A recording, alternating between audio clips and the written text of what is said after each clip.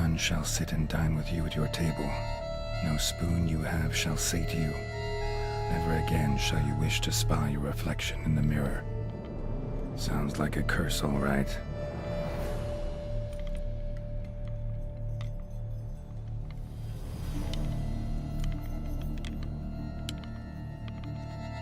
Somebody's clearly obsessed. Regis mentioned the place might be cursed. Can't be a coincidence. Need to look around.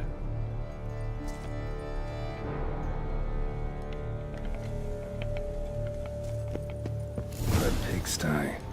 Need to search it thoroughly. Find a way to collect some white saliva. White's obsessed. A real collector. Thoroughbred.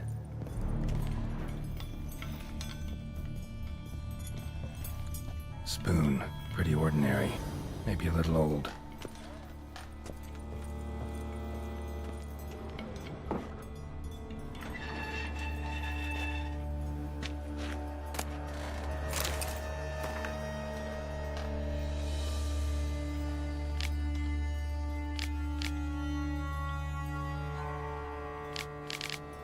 Poor girl.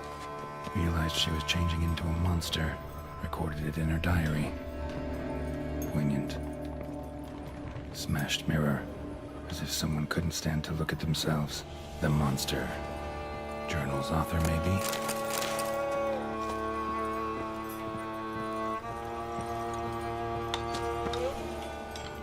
No spoon you have shall sate you.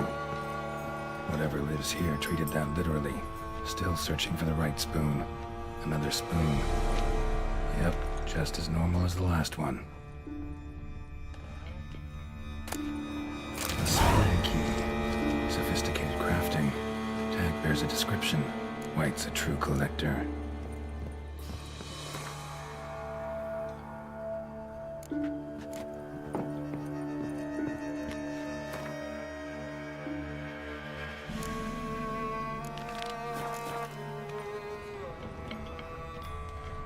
White's obsessed.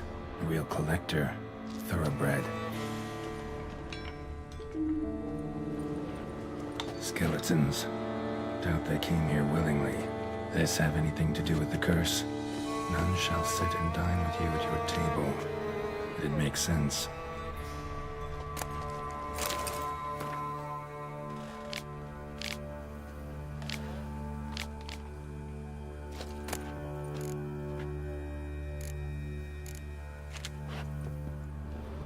Woman's name scratched into this wooden spoon. Romantic. No claw or fang marks. Probably choked to death.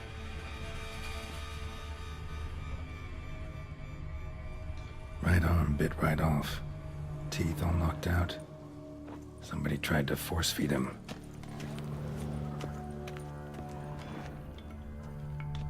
Broken neck. Indentation in the skull's lateral surface. Smacked in the head with something heavy.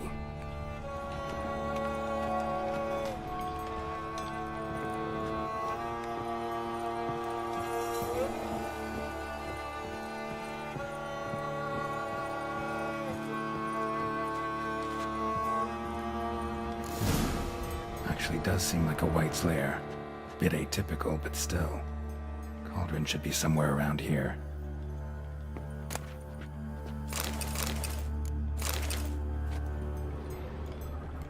Spoon. Pretty ordinary. Maybe a little old.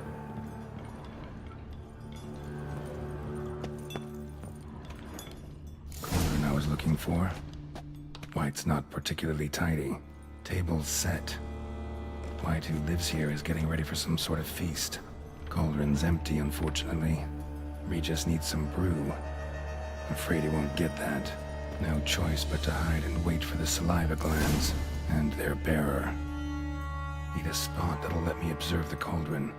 White that lives here, definitely afflicted by a curse, and it's been trying desperately to lift it.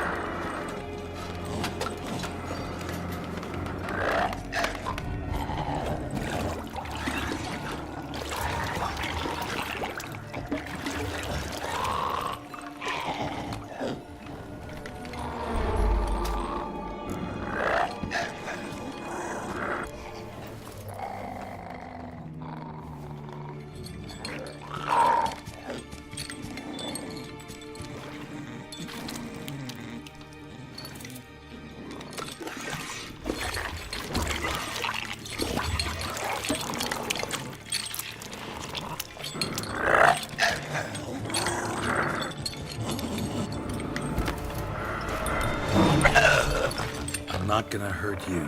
Wanna help? I've seen the words of the curse on the walls. Think I know how to lift it.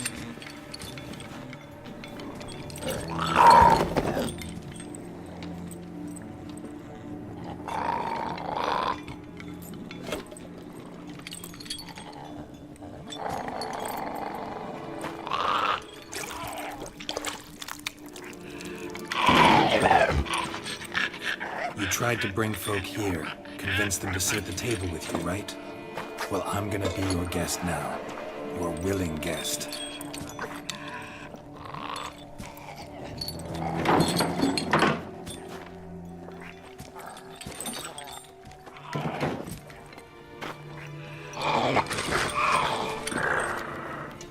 Just need a bit for Regis. And now we'll tend to you.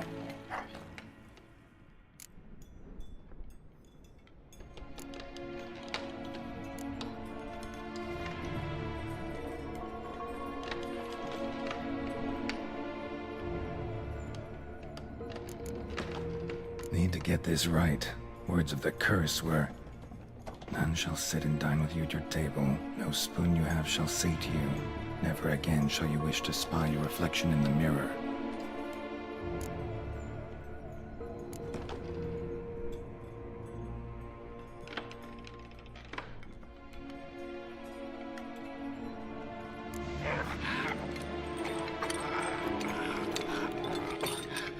We can't use spoons.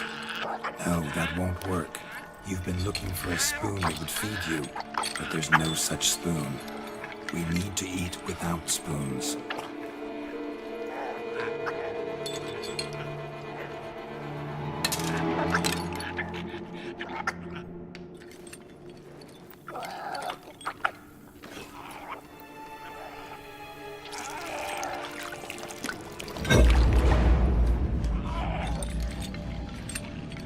Open your eyes.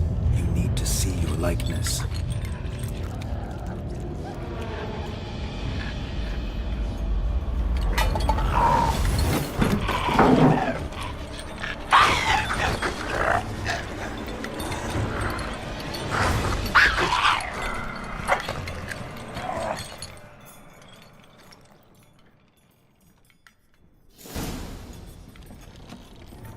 Think it worked.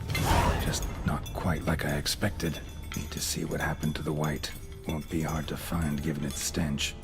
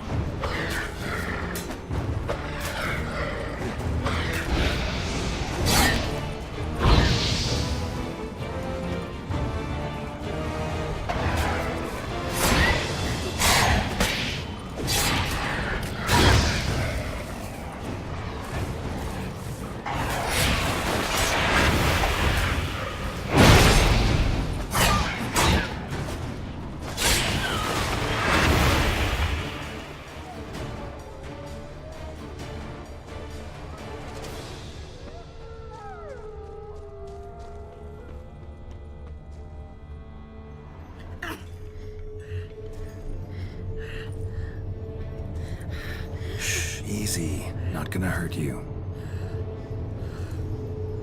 Eat. I must eat.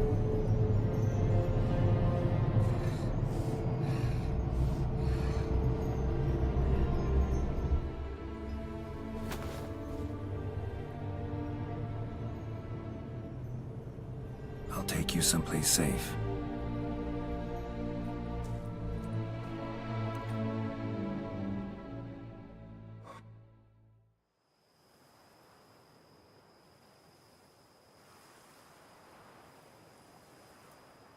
So I took her by the hand and led her here. Seemed the only sensible place for her. You did the right thing, sir. She should recover quickly here. Don't worry, sir. I shall see to everything. She is safe here and in good hands. She'll soon be back on her feet. Might actually take a while. She hadn't eaten anything in over 100 years when I found her. Horrid. Whatever brought this about? Told me her story on the way here. Her name's Marlena. She was once the very beautiful and proud heiress to the Trastamara estate. One evening, when she was holding a banquet for friends, a beggar came to her gate seeking alms. He had a bowl and a spoon with him. He sat outside her fence and waited. I've heard of the custom. An ancient rite of hospitality that obliges one to give food and drink to such a guest lest he depart hungry. To neglect the custom is to bring great misfortune down upon oneself. Marlena didn't care a whit for the old customs. She drove the man off, saying she'd rather feed the leftovers from her feast to her dogs than to give the beggar anything. The beggar then broke his spoon, cast a curse. She was beautiful, so he said she'd never wish to look at herself in the mirror again. Since she adored feasts, he swore no one would ever wish to sit and dine with her. And as she even refused him the crumbs from her table, he swore she'd never find a spoon in the world that would sate her hunger. A harsh punishment. I imagine lifting the curse was hardly simple. Curses are tricky. They play on irony. Always gotta figure out what the catch is. Marlena had spent decades looking for a way to lift it. Transformed into a wight, she stole spoons and lured folk into her home, trying each time to get them to dine with her. Didn't work. So what did? Someone had to sit down and share a meal with her, of their own free will. They had to eat without using spoons, and make her look at her reflection. That's it? That was all it required? Simplest solutions are sometimes the last that come to mind. Besides, when you're a wight, it's pretty damn hard to find willing human company for a feast. I imagine so. But, most importantly, it is now over. Please, don't worry. She will be in good hands here. Thanks.